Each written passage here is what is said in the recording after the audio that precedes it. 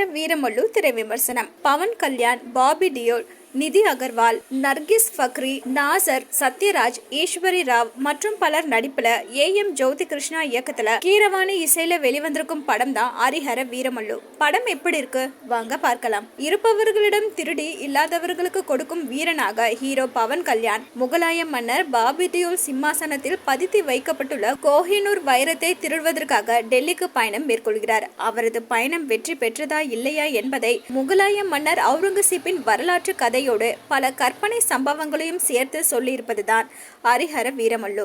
முகலாய மன்னர்களின் வீரம், ஆட்சி, போர், கட்டிடக்கலை உள்ளிட்ட பெருமைகளை மட்டுமே அறிந்திருக்கும் இந்திய மக்களுக்கு அவர்களது ஆட்சி காலத்தில் இந்துக்கள் அனுபவித்த துன்பங்களை விவரிப்பதோடு அதில் இருந்து அவர்களை காப்பாற்ற இந்து மதத்தில் இருந்து வீரன் ஒருவன் உருவெடுத்தான் என்ற கற்பனையை பிரம்மாண்டமான கிராபிக்ஸ் காட்சிகளுடன், மாஸ் காட்சிகளுடன் மிகப்பெரிய பொழுதுபோக்கு படமாக கொடுத்திருக்கிறார் இயக்குனர் ஏஎம் ஜோதி கிருஷ்ணா.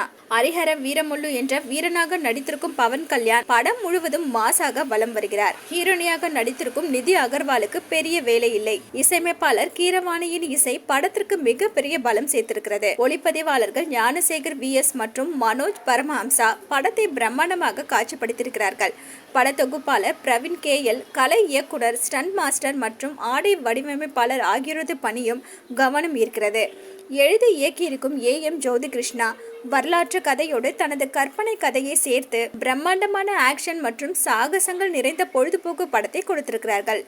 படத்தில் இடம்பெறும் மதம் சார்ந்த வசனங்கள் மற்றும் காட்சிகளை தவிர்த்துவிட்டு பார்த்தால் சினிமா ரசிகர்களை திருப்திப்படுத்தும் முழுமையான பொழுதுபோக்கு படம் என்பதில் எந்தவித சந்தேகமும் இல்லை. மொத்தத்துல ஹரிஹர வீரமல்லு மாஸ்.